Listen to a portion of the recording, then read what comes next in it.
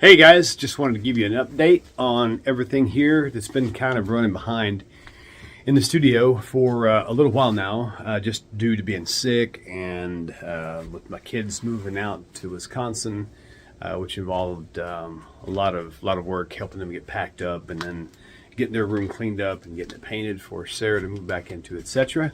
So, but anyway, so things are finally starting to calm down a little bit now. This is going to be this is the first part of a two video piece. So anyway, this is just to give everybody just a real quick explanation as to why things are kind of behind. I'm about 4 videos behind right now. Of course, if you're members, if you've already joined the YouTube channel, I think it's only $4.99 a month. You already have access to everything, because once I do a live video, I just switch it over to members only until I have time to edit it. But then I put it back public again as a replay, and then everybody has access to it. So people ask, do I have to pay to watch your videos? No, you don't.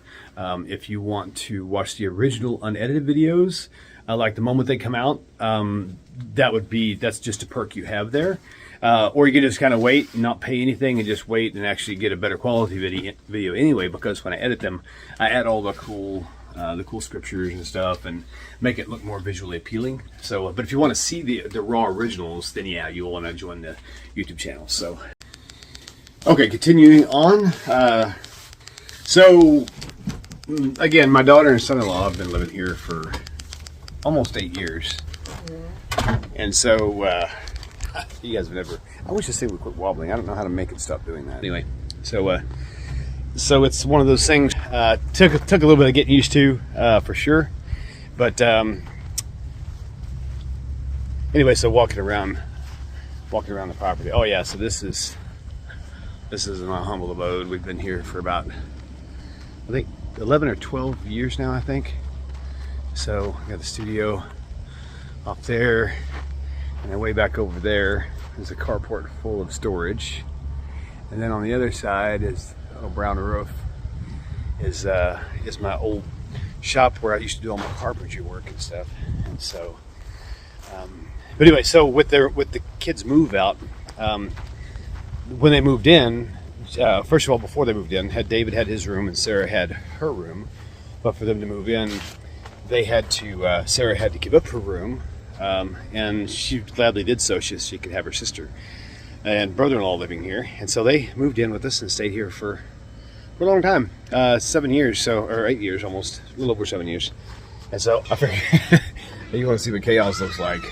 This is chaos. And as an ex-contractor, like the shoe salesman, their kids run around barefooted. Well, look, I enclosed this sunroom for my wife 5 years ago, I think it was, something like that, because I wound up having to take her office area, for the studio, because after we had to move out of the original studio room because the lady had died and their kids came and sold the house and everything, so I had to move into our office, which kind of kicked her out because it really occupied the whole office.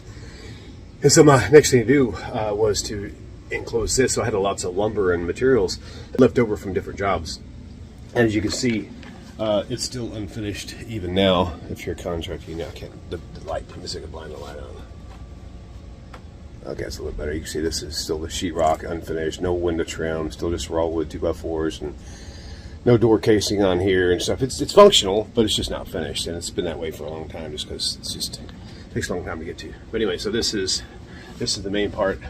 You see the back up to now talking around the door. That's cool. Okay, but yeah, so if I had to say a little bit of what chaos looks like here in the Tanakh Talk Hall house, this is it. All the kids' furniture has been pulled out and completely cluttering the whole house, right? Getting all this stuff putting back is way harder than it was pulling it out, that is for sure. Fortunately, we was able to close off this room, which is the office. This was, if you guys remember on a couple videos, this area right here where that bookcase is where I had my back. My back was to here, facing this way, And I had a green screen covered, but sometimes I actually left those bookshelves open. And so that stayed that way for, I don't remember how long. I want to say 6 months, a year. I don't remember.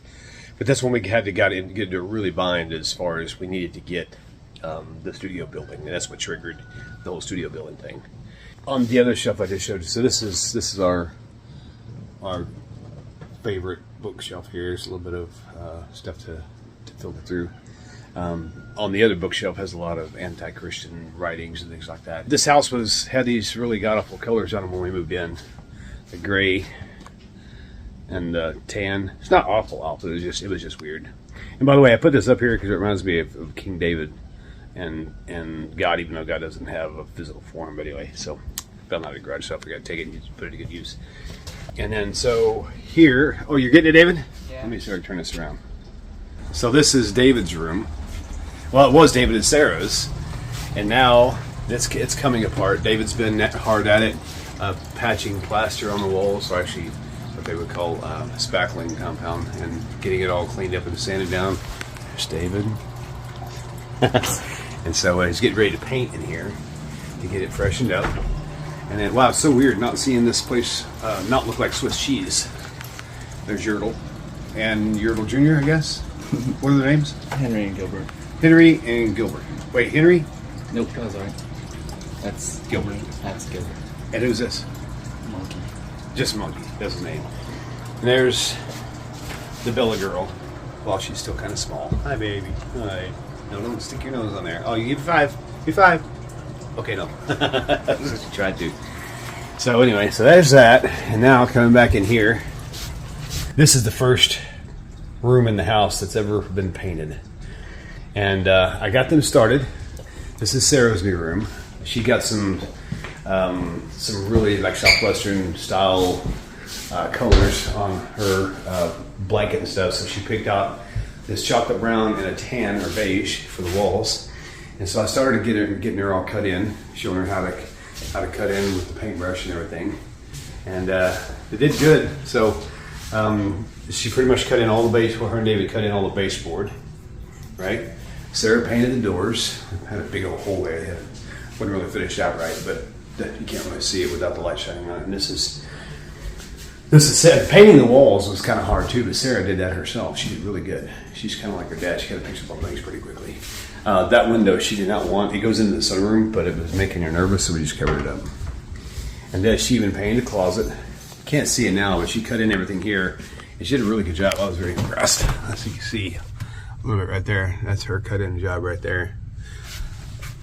She cut in better than most grown men I've seen. That's free-handed. A little bit of blurb right there, but it's all right. Yeah, really good job. So anyway, been the life of the chaotic week we've had. Right, Sarah? Yes. And so hopefully, oh gosh, the weird view. This is the other. It just stacks and stacks and stacks, and it goes on and on. So hopefully in about another 3 days, we'll have everything back to normal again, and I can kind of get back into the normal routine. I mean, I want to take you outside. Just since we're already doing this, and we've already come so far. So this is, let me switch this around again. Actually, no, it's probably easier this way. So this little area here is the back porch. I like the back porch because it is a old wraparound style back porch. It wraps around the back side. And then there's our rooster that likes to crow every time I try to talk. And so we use it for outdoor refrigerators and stuff because it's kind of complicated getting the wife to the store sometimes. And so we just have extra room to kind of stay stored up. Oh, I'm not shining that way. Let me switch it out. Right here through there is the goat and chicken yard. I only have one goat now. The other one died last year and a half ago. And then this little deck we're slowly piecing together with old lumber I'm finding off job sites and stuff.